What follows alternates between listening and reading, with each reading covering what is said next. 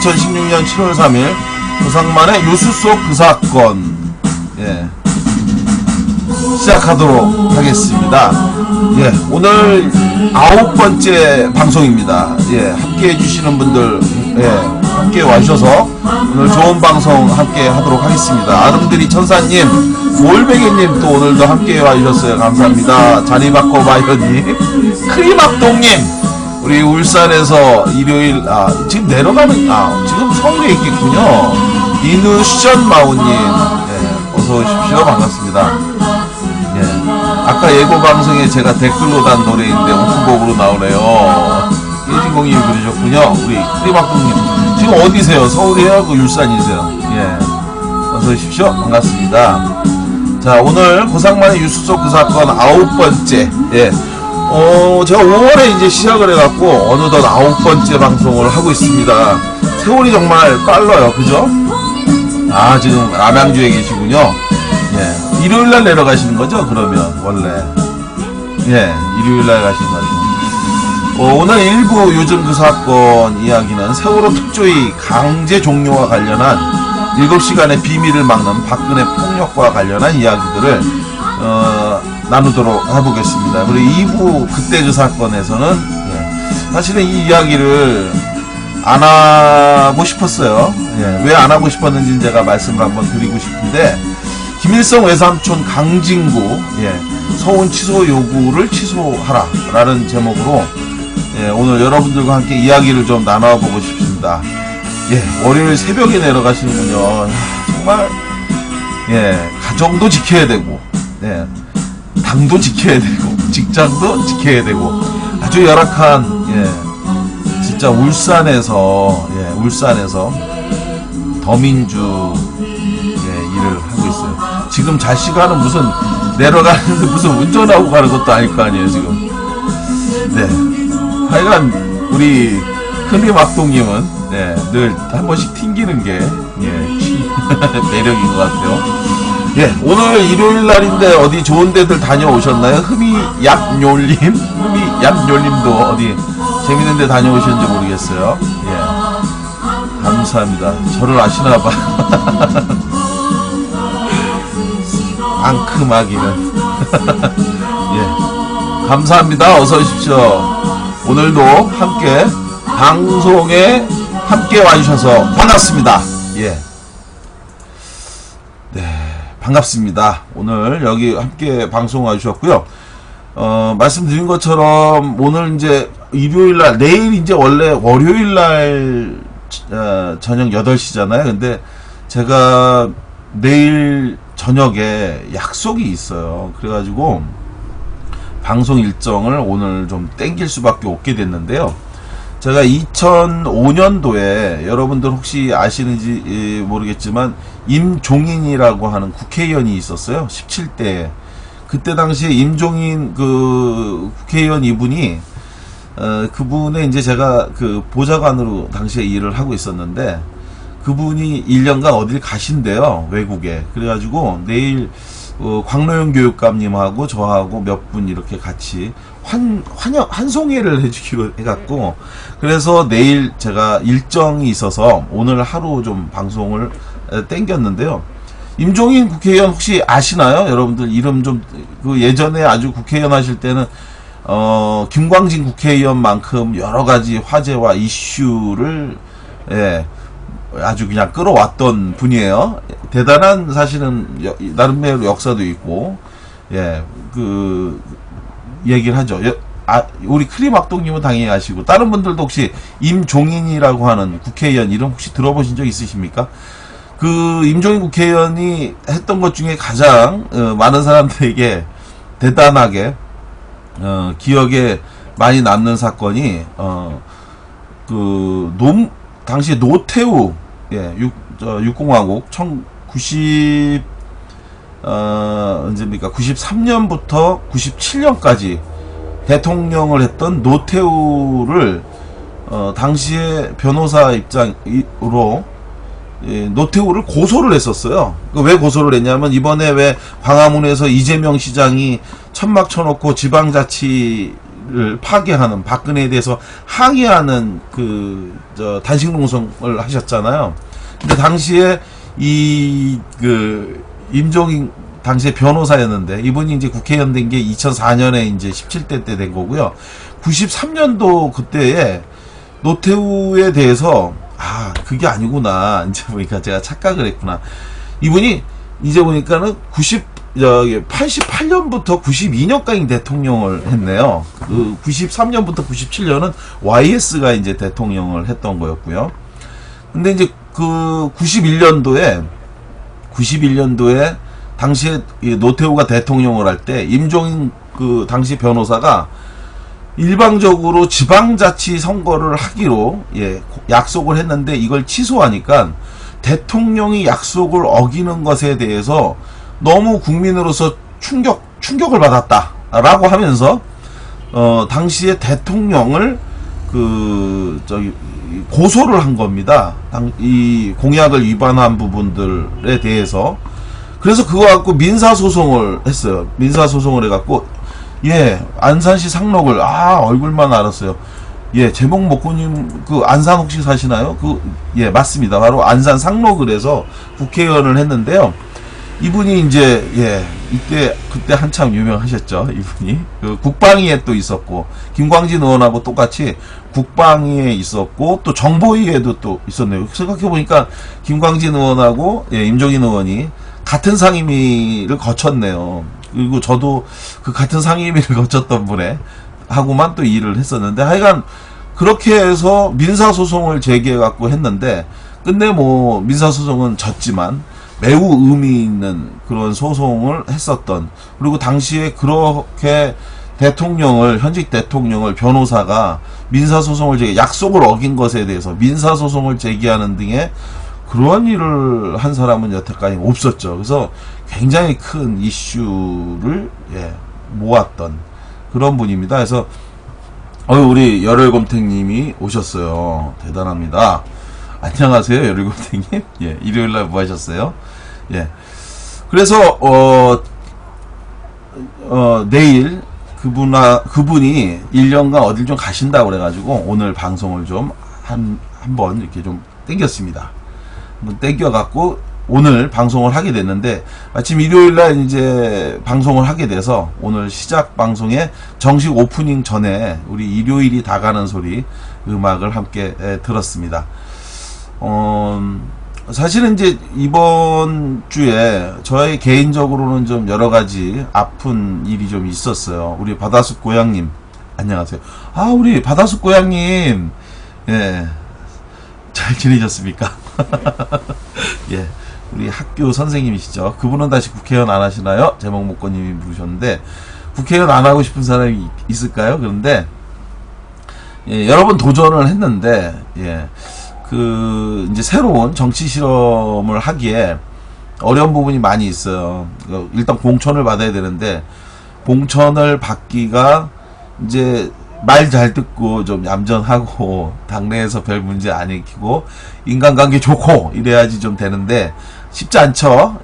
좀 자기 색깔과 주장이 분명한 사람들을 우리나라 정당이 그렇게 좋아하지 않아요. 근데 이제 우리 임종인 의원이 굉장히 색채가 강했거든요. 예를 들어서 당시에 열린우리당이 이제 과반을 차지했었잖아요. 그리고 그때 당시에 민주노동당이 2004년도 선거에 모두 10명이 나갔단 말이에요. 그때 당선이 됐는데, 당시 누구였나요? 조승수 의원인가 누군가 한 명이 중간에 당적이 아니라 국회의원직을 상실했습니다. 무슨 실정법과 관련해서 이제 의원직을 상실을 했는데, 그때 의원직 상실을 하니까 국회에서 법안 발의를 할 때 10명이 국회의원이 이렇게 다 사인을 해야 돼요. 그래야지 법안을 발의할 수가 있는데, 근데 이제 9명밖에 안 됐잖아요. 당시 민주노동당이 한 명이 의원직을 상실해버리는 바람에. 그러니까, 그때 당시에 임종인 의원이 이른바 민주노동당의 흑기사를 자처합니다. 흑기사를 자처하면서 그 9명의 민주노동당 의원들이 이게 발의를 하면 무조건 이 9명밖에 서명 안 하면 그 법안 자체가 발의 자체를 할 수가 없거든요. 근데 그거를 임종인 의원이 자기가 해줬죠. 그래서 하여간 그런 부분과 관련해서 좀 우리가 볼 때는 야, 참 훌륭하다, 참 좋은 사람이다, 대단하다, 예, 이렇게 했는데, 그런데 당 입장에서는 튄다라고 생각을 한 겁니다. 그래서 이분이 이제 이후에 쭉 본인이 주장하는 내용에 대해서 별명이 안타깝게도 뭐였냐면, 네, 그 돈키호테였어요. 예, 언젠가 이제 제가 이제 보좌관 할 때인데 라디오 아침 프로에 이제 출연을 했는데요. 아침 프로에 출연을 했는데 이분이 그 사회자가 임종인 의원한테 이러저러한 인터뷰를 하다가 뜬금없이 이런 이야기를 했어요. 무슨 얘기를 했냐면, 의원님 별명이 이제 돈키호테잖아요. 예, 돈키호테잖아요. 라고 하니까, 사실은 이제 저도 그 얘기를 많이 들었었거든요. 임종인 의원에 대해서 많은 사람들이 돈키호테 국회의원이다, 당시 그런 얘기를 많이 했거든요. 어디로 튈지 모르고. 그리고 이제 뭐 좀 이렇게 예를 들어서 국회 상임위에서 이런 이야기를 하셨거든요. 근데 저희가 볼 때는 그게 굉장히 좋았는데, 왜 다른 그 주류 세력이, 그러니까 주류 측에서는 그런 게 다 이제 이상하게 보이나 봐요. 예를 들어서 국방위원회에서 회의를 할 때 국방부 장관한테 뭐라고 얘기했냐면, 국방부 장관, 지금 대한민국 군대가 가장 그러니까 우리가 보고 배워야 할 군대가 있다면 어느 나라 군대라고 생각하느냐라고 질문을 했어요. 그러니까 국방부 장관이 갸우뚱하더니 잘 모르겠습니다라고 얘기하니까 북한군이라고 얘기를 했거든요, 당시에. 그러니까 사람들이 시카피바다님은 미국이라고 했는데 미국은 아닌 것 같고요. 예를 들어 이스라엘 같은 나라 같은 얘기하면 좋겠죠. 근데 북한군이라 그런 거예요. 그러니까 사람들이 다 어이없어하고 좀 황당해 했죠.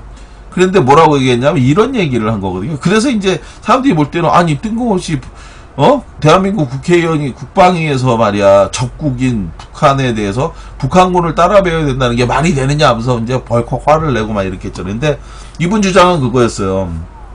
우리가 지난 30년 동안 적어도 최소한 10배 이상의 국방비를 써가면서 우리가 북한하고 맞서서 대적을 했는데, 어떻게 30년 동안 10배 이상, 지금 한 30배 정도 된다고 하죠.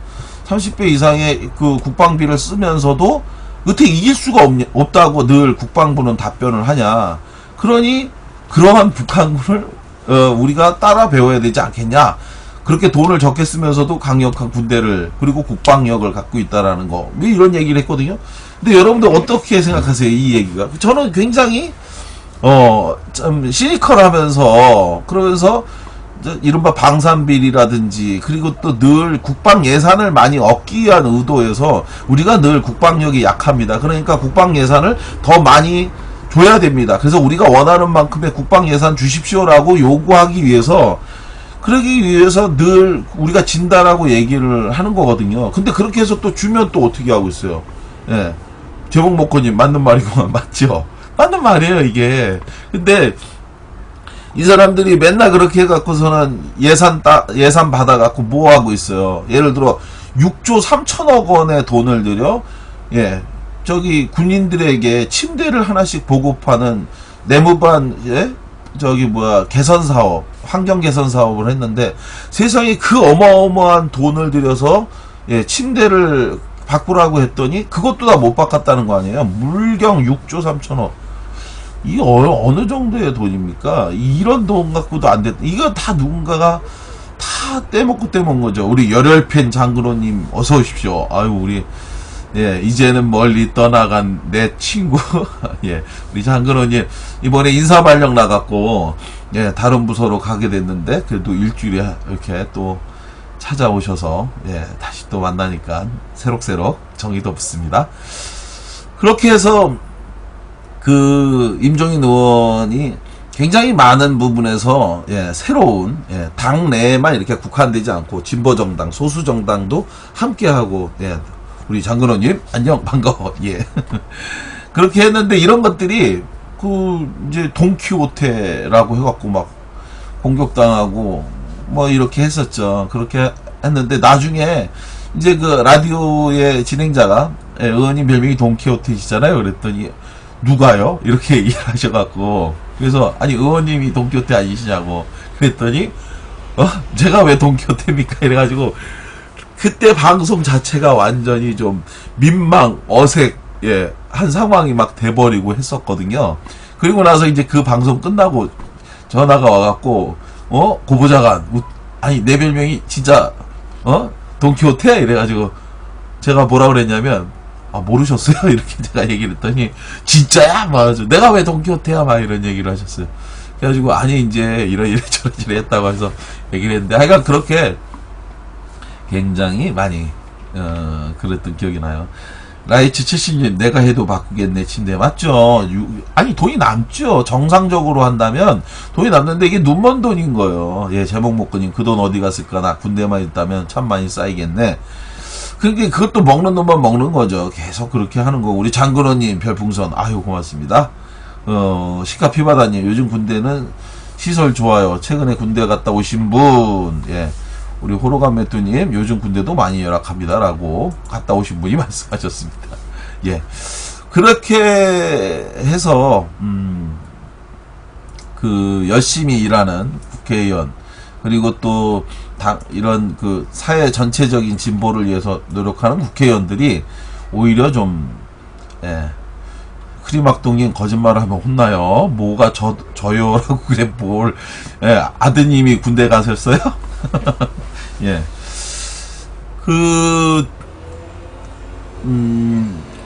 지난주에 개인적으로는 좀 안타깝고 가슴 아픈 일이 있었는데 제 이모님이 올해 한두 살 되셨는데 이모님이 돌아가셨어요. 그래가지고 제가 그 조문 갔다 오고 금요일날 이제 발인도 갔다 오고 했는데 그 일요일날 이제 그 이모님 돌아가시고 나서 생각해 보니까 제가 어렸을 때에 저한테 용돈을 주셨던 분들 설날 용돈을 주셨던 분들 어렸을 때 이제 길거리에서 우연히 만나면 저한테 용돈을 주셨던 이런 그 이모님, 큰아버님, 뭐 이런 큰어머니 이런 분들이 이제는 다 돌아가셨어요. 그래서 그 특히나 이제 우리 이모님 같은 경우 굉장히 고생을 많이 하셨어요. 굉장히 고생을 많이 하시고 기억이 많이 남는 게 저는 어렸을 때 좀 약간 이해가 안 갔었는데 이런 일이 있었어요. 이모님이 때가 되면 저희 집에 흰 쌀을 이렇게 얻으러 오셨었어요. 그래서 저는 왜 쌀을 그것도 많이가 아니고 이렇게 봉지에 이렇게 담아서 가져가시곤 하고 그랬거든요. 그래서 왜 그러시나 이게 뭐 이렇게 푸대로 가져가시는 것도 아니고 뭐도 아니고 그러셨나 했는데 알고 보니까 그 김밥을 이제 싸줄 때는 김밥을 싸줄 때는 이게 보리쌀로 쌀 수가 없잖아요. 근데 이모님은 이 보리를 드셨던 거예요 당시에. 그래서 이제 김밥을 싸기 위해서는 늘 이게 흰쌀이 있어야 되는데 그거를 이제 가져가실 좀 이렇게 얻어서 우리 집이 저희 어머니가 이제 이모의 언니였거든요. 언니 집에 와서 이 쌀을 얻어갈 정도로 굉장히 궁핍한 그런 좀 경제적으로는 약간 좀 무능했던 남편을 만나서 고생을 굉장히 많이 하셨고 자기 집안 이 집의 생계는 이 이모님이 파출부로 일을 하면서 그러면서 이제 자식을 키우고 가르치고 이렇게 했던 분인데 마지막에는 이제 한 19년 정도를 본인이 누구인지 모르면서 사셨어요. 치매로 인해서 굉장히 고생을 많이 하셨다가 이렇게 돌아가셨는데 그 이모님 이번에 돌아가셔서 이제 조문 가갖고 제가 절을 하면서 그런 이야기를 마음속으로 그렇게 빌었습니다. 저 세상에 가셔서는 정말 그 본인이 갖고 있었던 꿈 그런 꿈을 이루고 행복하게 사는 여자로서도 그런 삶을 저 세상에서도 누리셨으면 좋겠다 이런 생각을 했는데 하여간 그런 일도 많이 지난주에 있었는데 여러분들도 지난 한 주 특히나 이제 6월 30일 날이 6월 30일은 1년의 절반이 가는 날이잖아요. 예, 1년의 절반이. 올해도 이제 벌써 절반이 간 겁니다. 참 세월 빠른 것 같아요. 그죠? 세월이 정말 빠른 것 같습니다. 깨진공님, 저희 친할머니도 예, 치매로 돌아가셨어요. 라고 하셨어요. 예, 그리고 장근호님, 좋은 곳으로 가셨을 거야. 고맙습니다. 좋은 곳으로 가셔야죠, 다들. 그렇죠. 특히 한여름철에 단수가 돼서 샤워는 물론 화장실 변기물도 내리지 못했습니다. 지저분한 얘기는 하지 마세요. 예. 열흘곰탱님, 상가 고인의 명복을 빕니다. 감사합니다. 6월 30일 날, 예, 이제 여러분들 올해 반 지나갔으니까 나머지 반이 남은 건데, 고반장님도 얼마 안 남았어요. 제가 얼마 안 남았으면 크리마똥님도 똑같이 얼마 안 남으셨습니다. 저는 이제 뭐, 예, 이제 올해 지나면 이제 40 되는 거니까, 벌써 이제 40이 되는 거니까.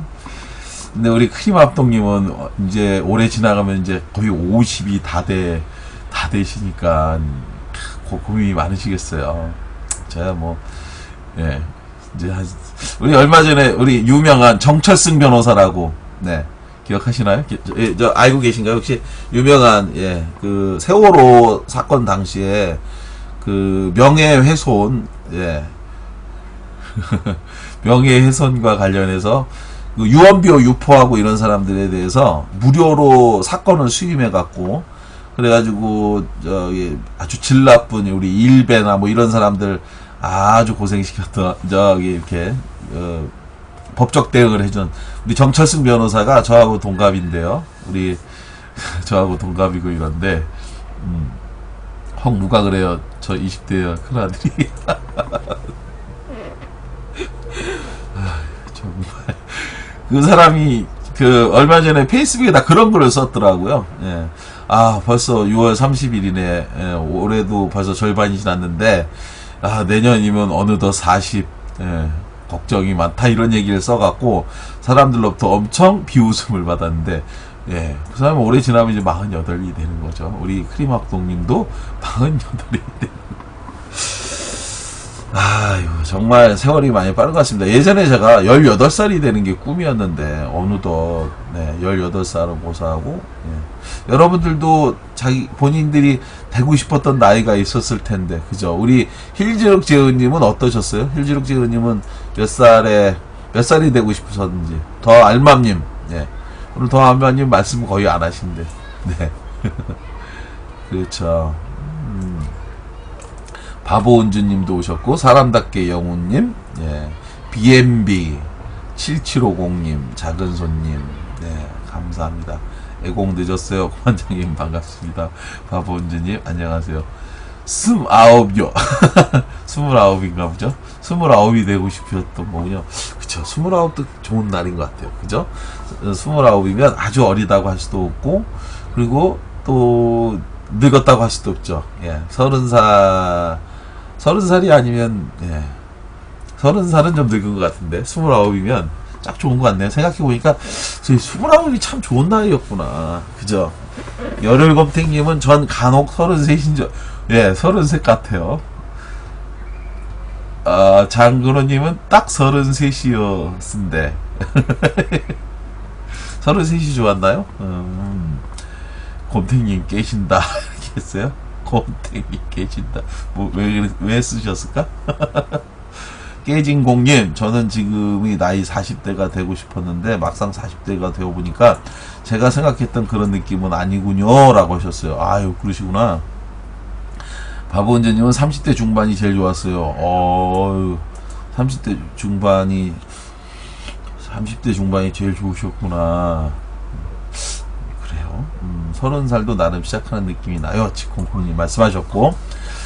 저는 사실은 처음에는 18살이 되는 게 꿈이었는데, 그랬으면 좋겠다 이렇게 생각을 했는데, 막상 18살 돼 보니까 별거 아니더라고요. 근데 그 후에는 40살이 되고 싶었어요. 40살.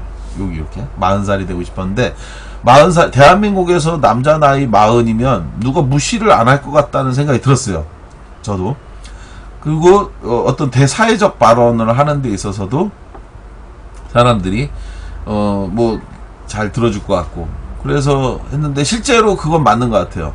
마흔이 넘으면서 뭔가 보다 좀 책임 있는 일도 좀 찾아오는 것 같고 또 이러저러한 분들도 예 제가 이야기하거나 발언하는 데 있어서 어느 정도 경험이나 경륜 이걸 인정하는데 근데 문제는 예 문제는 열혈곰탱이 간혹가다 형님이 38로 보이는 일이 그런데 문제는 가는 속도가 너무 빠른 것 같아요. 마흔이 됐으면 좋겠다. 마흔이 되면 좀 사회적 책임이나 이런 것들 하는데 좀 무시 안 받고 내가 얘기하는 것이 어느 정도 좀 무게감과 어떤 존중감을 받을 수 있어서 좋겠다 했는데 와 이 세월이 막 너무 빨리 휙휙휙 지나가는 것 같고요. 그래서 이렇게 하다가 이제 곧 50이 될 것 같은데 50이 되면 그때는 이제 어려울 것 같아요. 물론 이제 뭐 요즘은 이제 워낙 오래 사는 사람들이 많으니까 여기 계신 분들 예 박원준님 고반장님 30대 후반 아니셨어요? 라고 하시는데 네 뭐 30대 후반이나 뭐 47이나 똑같죠.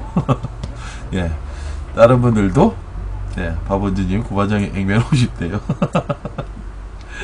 뻔뻔하긴 크림왕통. 예 형님 39예요. 와, 이런, 오늘 가증스러운 분들이 꽤 많이 찾아오신 것 같습니다. 야, 뭐, 매니저까지, 예. 항상 하시는 일도 많으시고, 좋은 일 많이 하시니까, 빨리 가는 느낌 드실 것 같아요. 아니, 뭐, 다들 똑같이, 굉장히 빨리빨리 가지 않습니까? 지금 오늘 또, 대한민국 자체가 굉장히 다이나믹한 나라라고 얘기하죠. 예, 되는 것도 없고 안 되는 것도 없는 대한민국이라 굉장히 하여간 익사이팅하고 또 어느덧 모든 게 너무너무 빨리 가요. 우리 백남기 선생님이 그 일을 당한 게 벌써 7개월이 넘어가고 있는 거잖아요. 예. 대부분 제 동생이시네. hil지룩 재우님이 나이가 그렇게 많아요? 마다스코 형이 화살처럼 빨리 흘러가는 시간 우우우 이렇게 하셨어요. 고반장님 잘 가요. 한분을 붙여줄게요. 제가 크림합동님 예 제가 좀 가야죠. 가고 제가 20주기 추모 문집도 제가 꼭 예 만들어 드릴 걸 약속을 하겠습니다. 제가 좀 그렇게 안 보이셨는데 그렇구나. 진짜 그러시면 진짜 동안이시네. 크림합동님 그게 여기서 그 말은 예 매니저님께서 예, 놔두세요. 오늘 이제 본격적인 얘기를 좀 해볼까요? 세월호 특조위 강제 해체 관련한 이야기를 좀 해봐야 될 것 같습니다. 세월호 특조위, 예, 우리가 6월 30일 말씀하셨잖아요. 아닙니다. 뭘 크림학동이 무슨 억제소고. 예. 감사합니다. 열심히 우리 크림학동님 굉장히 바쁘신 분이거든요, 이분이. 그리고 사회적으로도 굉장히 영향력이 크고 이런 분인데 여기 오셔갖고 분위기를 굉장히 업데이트 시켜주셔서 업 시켜주셔서 제가 너무너무 고맙고 감사합니다. 제가 나중에 밥 한번 사야 될 것 같아요, 우리 크림학동님한테.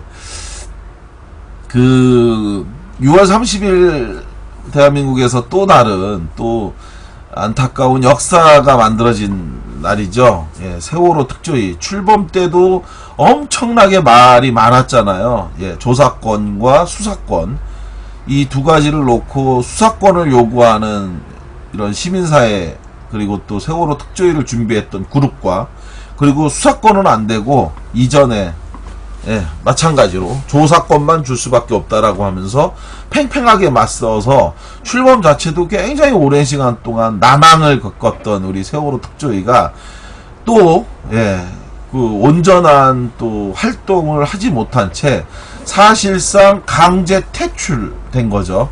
박근혜 권력에 의해서 우리 1949년도 6월 6일 날 48년도에 출범해서 6월 6일 날 바로 강제 해체됐던 반민특위처럼 사실상 세월호 특조위 역시 강제 해체가 되고 말았습니다. 그죠? 그래서 이 문제와 관련해서 제가 또 기억이 많이 남는 일이 있어요. 예, 바로 제가 2006년부터 2010년까지 대통령 소속 친일 반민족 행위자 재산조사위원회라고 하는 기구에서 조사관으로 일을 했었거든요. 우리 크림학동님, 저는 이제 잘 시간이라 이만하고 나가버리셨어요. 삐졌구나.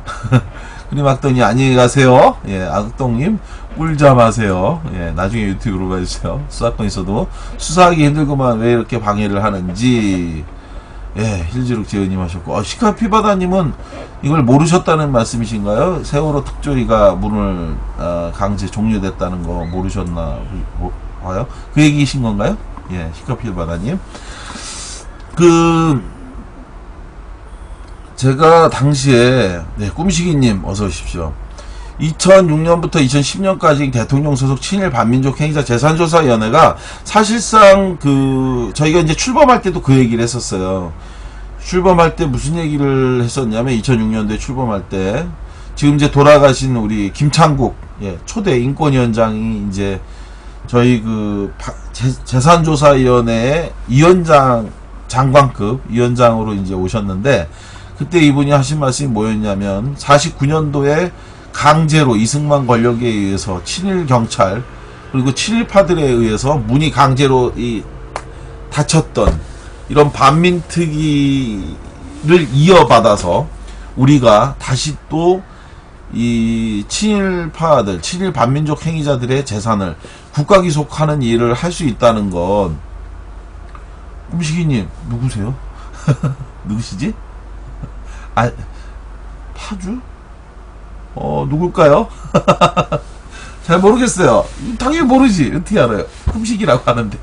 파주면 누구시지? 네. 그래서, 우리가 이제 강제로 문이 닫혔던, 예, 주락. 난 또 누구시라고. 우리, 예, 아까 전에 계속 전화 오시더니 찾아오셨구나. 예. 나중에 형님 댁에 가서 카메라 세팅 좀 봐야 될 것 같아요. 페북 방송에 비해 어둡게 보이니. 양쪽으로 불빛을 다 하고 있는데 어두워 보이나요? 어떻게, 예. 다른 분들은 괜찮다고 하던데. 그죠? 어떤가요? 괜찮으신가요? 아니, 어두워 보여요, 여기가? 예. 그래요? 바보은주님? 예. 어둡게 나오나 보시죠? 다른 분 한번 의견 좀 적어주십시오. 여기가 어두워 보입니까, 지금? 저는 굉장히 화면 자체는 약간 어두워 보여요. 그래요? 어떡하지? 왜 그럴까? 예. 약간 어두워 보이는군요. 페북 방송에 비해 어두워요. 어떻게 하지? 아니, 이게 하시는 거 다 있는데, 양쪽으로 지금 불빛 다 받고 하고 있는데, 그래요? 그렇구나. 거기가 좀 어두운 거 아닌가요? 진콩콩이 괜찮다고 하고 라이트 시심이 괜찮다고 하는데, 예, 잘 나온다고 또 하시고 안 나온다는 분도 있어요. 잘 모르겠어요. 그거는 일단 강 건너뛰고 하여간 그래서 그때 당시에 친일 반민족 행위자 재산조사위원회에서 친일파들의 재산을 국가기속하는 일을 시작을 하는데 49년도에 강제 해체됐던 반민특위의 뒤를 이어서 우리가 다시 중단됐던 친일파들에 대한 재산을 국가기속하는 일을 나섰으니 이게 얼마나 뜻깊은 일이냐라고 하는 게 이제 당시 김창국 위원장님의 말씀이었는데, 그분이 하신 말씀 중에서 제가 가장 기억에 남는 게 이 부분입니다. 이 좋은 일을 우리가 월급까지 받으면서 국가기관이 만들어준 기관을 통해서 하니 우리가 얼마나 자랑스러운 일이냐. 그러니 이 일에 대해서 정말 최선을 다해 우리가 열심히 일을 하자. 이렇게 이제 그때 당시에 말씀을 하셨거든요. 그래서 실제로 저희가 사람에게 중요한 게 두 가지라고 얘기합니다. 흔히. 그죠? 하나는 뭐냐면 일단은 먼저 당연히 목숨이죠. 목숨. 얼굴이 탔나? 아니, 얼굴 안 탔는데. 목숨이 사람한테는 가장 중요한 거고요. 그리고 두 번째는 뭘까요? 예, 두 번째는 선글라스를 벗고 보시라는데 부인이. 네. 두 번째는 여러분 바로 재산입니다. 재산. 사람에게 있어서 생명이 없으면 재산도 의미가 없지만 일단 생명이 있으면 재산이라고 흔히 얘기를 해요. 재산이 있어. 즉 경제적인 게 있어야 먹고 자고 뭐 입고 뭐 할 거 아니에요. 그런데 바로 우리가 친일 반민족 행위자들이 친일 행위를 대가로 해서 취득한 재산에 대해서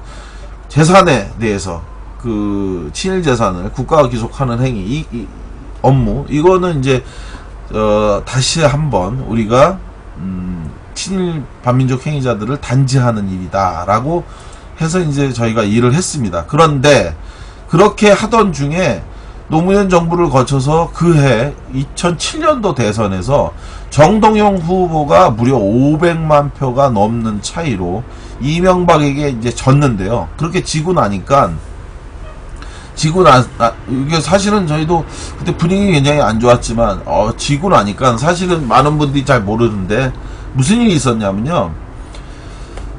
긴급 회의가 열렸습니다. 그래서 대통령 선거가 있었던 2007년도 12월 19일 날 결과가 나왔잖아요. 그래서 12월 19일 날 결과 나오고 나서 12월 20일 날 저희가 긴급 회의를 하게 됩니다.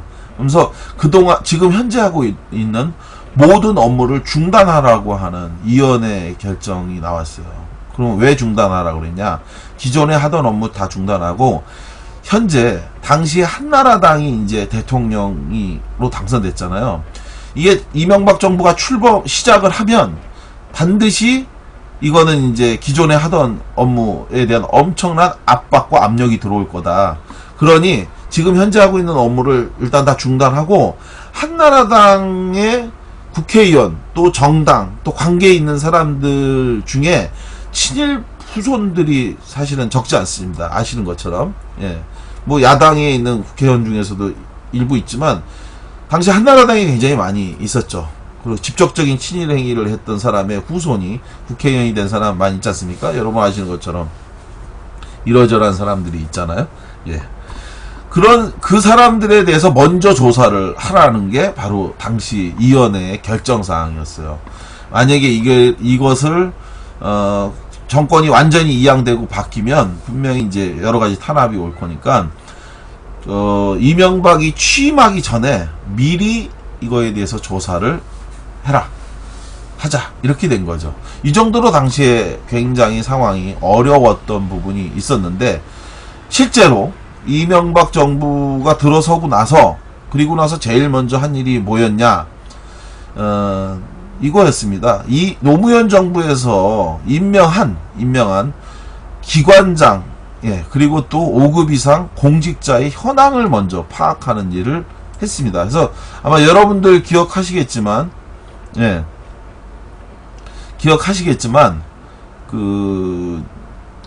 왜 당시에 유인촌이 문화관광부 장관 되면서, 예, 문화관광부 장관이 되면서, 그러면서, 많은 사람들에게 노무현 정부에서 임명했던 기관장들에게 강제 사표 요구했던 거 기억하시나요, 여러분? 바로 그런 이야기거든요. 예. 하나하나를 전부 다 강제로 내쫓았잖아요. 그래서 이제 저희 김정은 선생님 같은 경우는 끝까지 거부했죠. 예. 임기에 대해서 강제로 사표를 요구하는 것에 대해서 거절하니까 이러저러한 사유를 들어서 마침내 강제로 내쫓기도 했었고요. KBS의 정현주 사장 같은 경우도 마찬가지로 또 노조를 동원해 갖고 이렇게 저렇게 압박하고 강요하기도 했고요. 그리고 또 우리 친일 문제와 관련해서 열심히 전문가로서 일을 해줬던 우리 정운현 선생님 같은 경우도 마찬가지로 한국언론재단의 사무처장인가요? 그때 당시 그 일을 할 때, 예, 그때도 마찬가지로 그러셨죠. 아유, 우리 바보 은주님 75번째 팬클럽 회원이 되셨습니다. 감사합니다. 우리 75번째 팬클럽에 들어와 주신 건 너무너무 고맙고, 아이고, 사무엘님, 김사무엘님, 고쌤, 제주에서 들어왔네요. 아까 전에 우리 사무엘님 저한테 페이스북에다 올렸던 그거 한번 좀 올려주세요. 그럼 제가 여기서, 다른 분들한테, 말씀을 드리도록 하겠습니다. 그래서 이 방송 끝나고 또 업데이트, 우리 유튜브에도 올리는데 유튜브하고 여기서도 굉장히 많은 분들이 보시니까 제가 제주에 아주 좋은 이번에 새로 문을 여는 좋은 그 문화 공간이 새로 생겼어요. 그래서 우리 김사무엘님, 지금 방송 들어오신 우리 김사무엘님께서 이 문화 공간을 했는데 찻집이에요. 그래서 여러분들 제주에 가시면 거기 가서 우리 고상만의 뉴스 속 그 사건을 통해 보고 찾아왔다고 하면 아마 우리 김사무엘님께서 아주 각별하게 잘해주시지 않을까 생각을 합니다. 네, 우리 바보원진님 고맙습니다. 팬이 되게 해주셔서 했는데 제가 고맙지 어떻게 바보원진님께서 고맙겠습니까?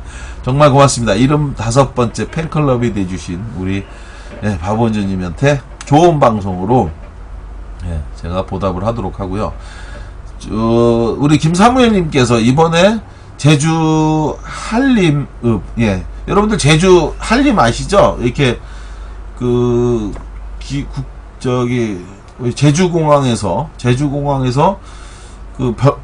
멀리 떨어져 있지 않은 곳인데, 보스 말씀하신 무료입니다. 아니, 무료는 말고 1+1 같은 거 주세요. 1+1으로. 무료라고 하면은 너무 많은 분들이 가서 그 가게 쫄딱 망할지도 모르니까 그렇게 하면 안 되고, 결혼은 미친 지신님이 지난주에 팬클럽으로 오신다고 하더니 아유 팬클럽 76번째로 가입을 해주셨습니다. 감사합니다. 고맙습니다. 76번째 팬클럽이 됐어요. 오늘 이 100번째로 가입해 주신 분에게 제가 별을 따다 구운 과자를 드리려고 하는데 굉장히 많이 남았어요. 아직도. 한림읍 귀덕 1, 2의 커피나리다. 커피나리다. 가게 이름이 커피나리다님인가요? 나리다님이 아니라 커피나리다인가요? 저 그때 얘기한 거는 아까 말씀하신 건 좀 다른 것 같은데 수무엘님 동네가? 라고 하셨는데 사무엘님으로 정정하셨다고. 성산 가기 전에 맞습니다. 거기에요. 리멤버 0416 사랑방은 돈 받는 곳이 아니라 사랑방입니다. 숙소만 돈을 받아요. 그래요? 숙소만, 거기가 숙소도 있습니까? 사무엘님?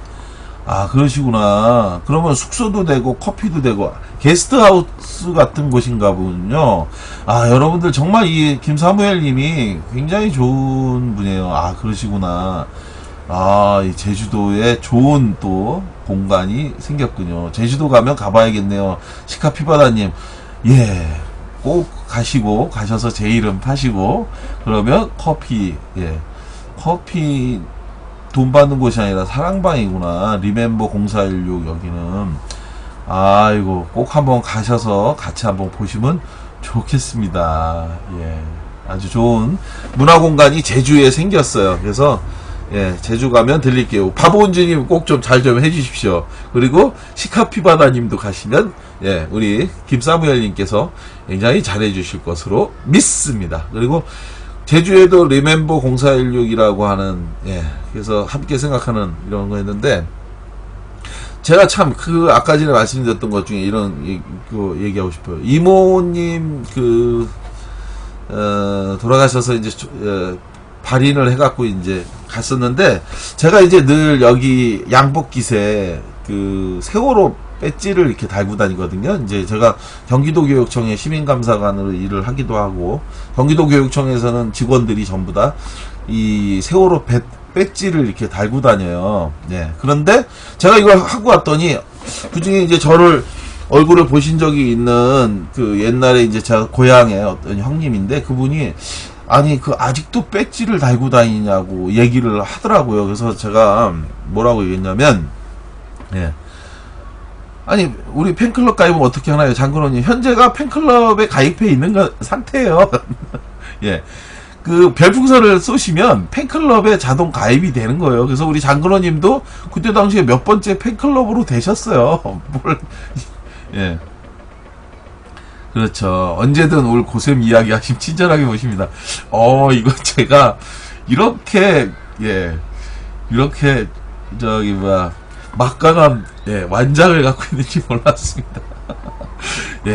제 이름을 꼭 파십시오. 그러면 이 유튜브를 통해서도 근데 이거 굉장히 많이 가실 것 같은데, 만약에 이렇게 되면 많이 가도 괜찮나요? 그러면 다 소화하실 수 있나요? 이게 우리 장근호님은 현재 열혈 팬이십니다. 감사합니다. 아, 우리 김사무엘님이 8월, 참, 지금 가시면 안 돼요, 참. 그죠? 우리 사무엘님. 지금 가시면 안 되고, 8월에 문을 여신다고 하니까 이번 달은 안 되죠. 그죠? 이번 달은 안 되고, 언제서부터 되나요, 사무엘님? 8월 이후에 문을 여시는 걸로 저도 알고 있는데. 그렇죠. 그때 하시면 되는데, 여하간 이렇게 해서, 예, 이야기를 계속 이어가도록 하면, 그렇게 해서 정권을 잡은 이명박은, 예, 이후에 유인촌 등, 그 유인촌이 지금도 방송 나와서 떠들고 말하는 거면 좀 웃긴데, 아까 전에 맞아, 참. 세월호 배지 얘기하다가 중단했군요. 세월호 배지를 이렇게 했는데, 그분이 아직까지도 그거를 하고 다니냐, 이런 얘기를 하더라고요. 그래서 제가 뭐라고 얘기했냐면, 제가 지금까지 살면서 굉장히 많은 사람들을 만났고, 인권운동하면서 억울함을 주장하는 사람들을 만났는데, 그 사람들에게 늘 동일했던 한 가지와 틀렸던 거 하나는 이거다. 사건의 내용이 전부 다 다르다. 어떻게 어떤 경위를 통해서 이거는 다 제각각 다르고 남자 여자일 수도 있고 뭐 아버지 뭐 자식일 수도 있고 뭐 다 달랐는데 동일한 건 내가 이런 사건의 피해자가 될 줄은 정말 몰랐다라고 하는 거다. 그래서 좀 그걸 물어본 사람이 좀 나이가 좀 있었거든요.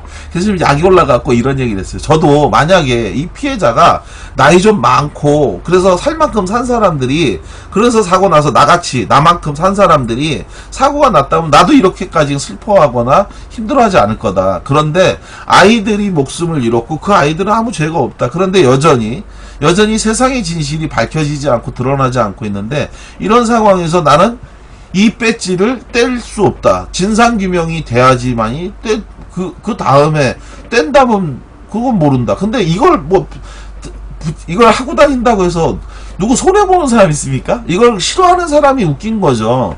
배지가 무슨 죄가 있어요? 배지를 다는 거는 저는 굉장히 좋은 거라고 생각을 하고 있거든요. 그래서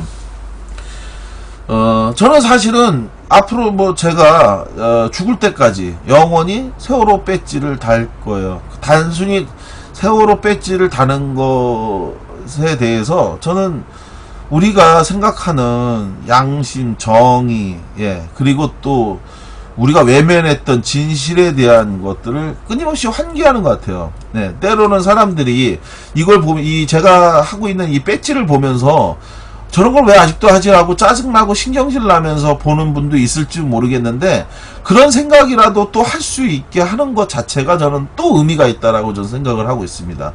저 사람이 배지했네라는 거를 생각하는 것만으로도 사실은 완전히 망각해버리고 싶어. 그리고 그렇게 하고 싶어하는 이번에 이정현이가 그런 거 아닙니까? KBS에 보도 나온 거에 대해서 보도국장한테 전화해갖고 왜 자꾸 방송에 내보내냐고 얘기하는 거. 그 사람들은 어떻게든지 안 보게 하고 싶은 거죠. 잊어버리게 하고 싶은 거죠. 그런 부분과 관련해서 여러분들이 저는 배지하는 것이 어떤 의미든 어떤 생각이든 저는 하는 것이 분명히 중요하다라는 생각을 가지고 있습니다. 사무엘님 8월 오픈이고 8월 초부터 하신다네요. 그러니까 이번 달에 가갖고 저 안다고 하시면 안 되고 그래도 안 된다는 거예요. 그거는 8월 초 이후니까 예, 여름휴가 가셔갖고 예, 차 한잔 드셔도 좋고 숙소가 있다고 하니까 숙소도 게스트하우스라고 하니까요. 많이 가셔서 예, 차는 예, 가서 말씀드리면 아마 될 것 같고 예, 그리고 숙소 비용은 내셔야 된다고 하는데 아마 잘 해주시겠죠. 예, 굉장히 좋은 이야기입니다. 울컥해서 힘들었네요 라고 말씀하셨죠. 바보운전이 얼마 전 일터에서 아유 그러셨구나. 정석은 친구의 고모를 만났어요. 울컥해서 힘들었네요. 옳습니다 라고 하셨어요. 아버님 연합 같은 분들은 싫어해요. 그치? 아버님 연합이 아니라 어버이 연합 같은 사람. 어버이 연합 뿐만 아니라 글쎄 사람들이 자꾸 그런 얘기를 하더라고요. 또 사실은 그분도 뭔 얘기를 했냐면 아니 한 사람당 7억씩 돈 받지 않았냐라고 얘기하는데 그렇지 않고요. 진실을 공식적인 진실과 다른 이야기들을 하고 있죠. 네. 물론 이 부모가 죽은 가족들은 뭐 많이 상당수 이렇게 받으신 것 같아요. 예. 그런데 자식을 잃은 분들 중에 상당수는 여전히 예, 그렇게 돈을 예, 마치 국가가 무슨 돈 준 것처럼 이렇게 하는 거에 대해서 수용할 수 없다 해서 소송을 통해서 하겠다고 해서 하신 분도 있고 하는데 저는 이제 예전에 누구죠? 우리 유민 아빠하고 한번 만난 적이 있었습니다. 우리 명진 스님 아시죠? 우리 명진 스님이 봉은사 주지로 계셨던 명진 스님이 식사 한번 하자고 해서 연락이 오셔서 이제 갔더니 마침 거기 윤희 아빠가 오셨더라고요. 그래서 윤희 아빠하고 차를 마시면서 이러저러 얘기했는데 연배가 거의 비슷하더라고요. 뭐 처음 알려지기는 뭐 70년생으로 돼 있어 갖고 저하고 같은 동갑인 줄 알았는데 뭐 끝나고 나서 또 얘기하는 거 보니까 연배가 저보다 한 살 더 많다고 그런 얘기도 들리긴 하대요. 근데 하여간 그분한테 제가 그런 얘기를 했어요. 돈 받으실 거 그냥 받으시는 거 저는 나쁘다고 생각하지 않는다. 그건 당연한 일이다. 권리도 아니고 의무도 아니고 그냥 당연한 일이다. 그런데 그것에 대해서 자꾸 엉뚱한 논쟁으로 끌고 가는 자들이 나쁜 사람들인 거고, 그런 거에 오히려 매여가지 않는 게 난 좋겠다라는 말씀도 제가 사실 드렸었거든요. 근데 그날도 이제 또 그분이 뭐 돈 어쩌고 저쩌고 하면서 얘기하는데, 정말 그런 이야기 하는 건 너무 실망스럽고, 아니, 그러면 자기는 자기 자식을 그러면 돈에 어떻게 한다는 건가? 그거 아니잖아요. 자기한테 그런 얘기 하면, 아니, 그러면 선생님은 그러면 7억 주면 자식 그냥 그렇게 해도 뭐 잊어버리겠습니까? 뭐가 잘못인지 옳은지 따지지도 않겠습니까? 이런 얘기 아마 제 멱살을 잡지 않겠습니까? 어디다 대고 그런 얘기를 하냐고? 똑같거든요. 남이 일이라고 해서 그걸 그냥 함부로 그냥 그렇게 할 수는 없는 거고, 그리고 그 정도면 충분하지 않냐라고 얘기했는데 그런 게 어딨어요. 그런 건 없습니다. 그런데 그런 문제를 가지고 자꾸 엉뚱한 논쟁과 시비로 끌고 가는 것 자체가 그래서 제가 마지막에 그런 얘기 했습니다. 저는 진상규명을 밝히고 따지고 싸우는 거는 그분들을 위해서 해주는 게 아니라 우리를 위해서 하는 거다. 예, 우리가 그렇게 지금 제대로 해놔야 좋은 선례가 만들어져서 다시는 이런 일이 벌어지지 않는다는 거잖아요. 결국 지금, 세월호 특조위와 관련해서도 마찬가지인데, 철근 400톤의 비밀이 새로 드러난 거, 또, 당시 참사 직후에 이정현 당시 청와대 수석이 방송국에다가 그렇게 강압해갖고 진실을 외면하고 숨기려고 했던 것들, 이런 부분들이 바로 다 지금 새롭게 드러나는 거 있잖아요. 근데 진실이 어디까지 진실인지 알 수가 없는 상황이 현재 그 상황이니까 여러분들이 이런 문제에 대해서 관심을 가져야 될 것 같고요. 우리 사무엘님께서 제주 조천 선올리에 기억의 공간, 제주 한림 기덕 리멤버 046. 두 군데가 있었나요? 조천에도 있고 한림에도 있고 두 군데나 하시는 건가요? 우리 사무엘님께서 기억의 공간 조천에 하고 한림 귀덕이 한림항이 정말 예쁜 동네죠. 그리고 조천도 그런데 두 군데를 하시는 겁니까? 우리 사무엘님? 굉장히 조천과 한림 두 군데 굉장히 좋은 데죠. 티내고 다녀야 합니다. 맞습니다. 이번 달 오셔도 좀 가게에 있어요. 그러시구나. 지금 그럼 제주도에 계시겠네요. 제주라니 신혼여행 때 들려야겠네요. 제주도 우리 8월 달에 바다숲 고양님 제주도 가시죠? 제주도 제주도 가는 게 아니라 결혼하시죠? 그러면 신혼여행을 제주로 가시나요? 비용은 당근 내셔야죠. 비용을 왜 당근으로 냅니까? 돈으로 내셔야지. 당근으로 내면 안 돼요. 비용은 당근 내셔야죠. 당근 내면 안 돼요. 돈으로 내셔야 되겠습니다. 레스너님, 레스너님, 오늘도 와주셨군요. 감사합니다. 조천은 다른 분이요. 그러시구나. 네. 그러면 한림으로 가세요. 레스너님, 어서 오십시오. 오늘도 레스너님은 또 이렇게 와주셨어요. 너무 감사드립니다. 그렇게 해서 했는데, 지금 이명박 정부에서, 들어와갖고, 임명된 기관장하고 5급 이상 공직자 현황을 파악해서 그들을 하나하나 전부 다 내쫓았죠. 그리고 나서 그 다음에 한 일이 뭐였냐면 바로 이명박 권력은 노무현 정부하에서 출범했던 각종 과거사 관련 기구들을 강제로 문을 닫았습니다. 그래서 제가 당시에 몸담고 있었던 대통령 소속 친일 반민족 행위자 재산조사위원회 역시 업무가 남아 있었거든요. 저희가 4년 조사를 했는데 이게 이제 단 한 번도 제대로 49년도에 사실상 이제 반민특위가 문을 닫고 난 이후에 제대로 된 친일파들에 대한 재산을 관리해 본 적이 없습니다. 그래서 무에서 유를 창조하는 상황이다 보니까 어떤 방식으로 어떻게 이완용이라고 하는 친일파가 그 후에 어떻게 됐고 그 후손들이 어떤 형식으로 번졌는지 그리고 그 후손들에게 어떤 형식으로 재산이 양분되고 나눠졌는지를 알 수가 없는 상황이었거든요. 그렇게 알 수가 없는 상황이었기 때문에 이거를 새롭게 시작한다는 것 자체가 굉장히 어려운 일이었잖아요. 그래서 초기에 한 1년 정도는 이런 방식 저런 방식을 막 찾아보고 그러면서 이제 하나씩 만들어던 과정이었는데 그렇게 하다 보니까 시간이 적지 않게 좀 소요됐고 그리고 또 법령 자체가 굉장히 좀 미비했었습니다.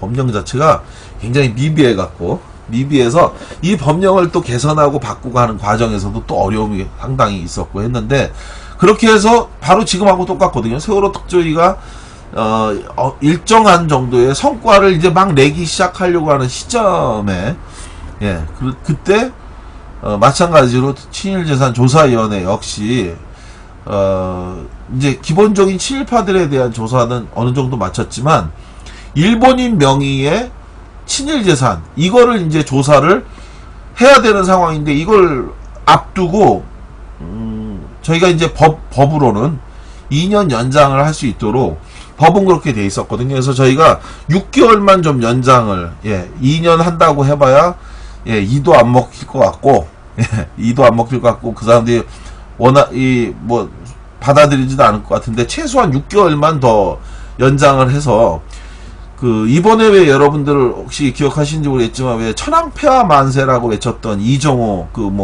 국책 출연기관 센터장인가요? 그 사람이 술자리에서 늘 자랑했던 게 자기 할아버지가 동양척식주식회사 일제가 대한민국 땅을 수탈하기 위한 기구로 만들었던 게 동척이었거든요. 동양척식주식회사. 바로 그 동척이 신고되지 않은 토지는 전부 다 동척의 재산으로 가져갔는데 그 동척의 재산을 저희가 국가기속하기 위해서 이제 확인을 좀 해보자라고 했는데 이 부분을 가지고 끝내 연장을 요구했지만 이걸 수용하지 않았던 그렇게 해서 문을 그냥 강제로 닫게 했던 건데요. 우리 아름드리 천사님 운전 중이어서 인제 인사해요. 인사가요. 아유 운전 중에 감사합니다. 어서 오십시오. 고맙습니다. 레스너님. 아프리카 모바일 웹에 라디오 기능이 있어서 좋네요. 아 그렇군요. 라디오 기능이 있어요. 조천은 서울분이 운영하시나봐요. 맞나요 사무엘님? 그때 끝장을 봤어야 하는데 아쉽네요 라고 말씀하셨어요. 그런가요? 우리 사무엘님. 조천은 서울분이 운영하신다고 하네요. 아 그런가요? 맞나요? 어떻게 돼요? 그런 상태에서 연장 불가라고 하면서 강제로 문을 닫게 했는데 세월호 특조위 역시 마찬가지로 똑같이 하는데요. 이 과정에서 더 기가 막히고 어처구니 없었던 그 일은 바로 이런 거였습니다. 저희가 이제 강제로 문을 닫되 대통령에게 법령에서 정한 것이 뭐냐면요. 조사가 끝나고 나면 대국민 보고서를 내도록 되어 있는데 이걸 대통령에게 직접 보고해서 보고를 하겠다. 우리가 이명박에게 그래도 보고는 하고 절차에 따라 문을 닫겠다라고 해서 면담 일정을 잡아달라고 청와대에다 요구를 했습니다. 그 답변 어떻게 왔을까요? 황당하고 어처구니 없게도 그냥 됐고 대통령 일정 바빠서 안 되니까 보고서는 오토바이 택배로 보내라고 얘기했습니다. 전 처음에 정말 그 얘기를 듣고 믿을 수가 없었어요. 이게 정말 사실일까? 그래서 제가 정말로 확인해 보니까 사실이었습니다. 어떻게 이런 일이 있을 수 있을까요? 친일파들의 재산을 반민특위 이후 최초로 그래서 여의도 땅에 1.3배 규모의 땅을 국가기속해서 그것을 국가에 우리가 환수 조치했다면 이건 정말 대단한 일이거든요. 그런데 그러한 공적을 세우고 만들었던 국가기관의 역할을 차 한잔 주면서 고생하셨습니다라고 하는 그런 카메라 화면 하면 자기도 좋은 일인데 이걸 거절했다라는 거죠. 왜 이렇게 했을까요? 그 이야기를 잠시 후 2부에 이어서 말씀을 드리도록 하겠습니다. 왜 이명박 청와대는 왜 친일재산조사위원회 연장을 거부하면서까지 그리고 보고를 청와대 방문까지 거부했는지 그 진짜 이유 2부에 바로 이어서 진행하도록 하겠습니다. 2부에서 바로 뵙겠습니다.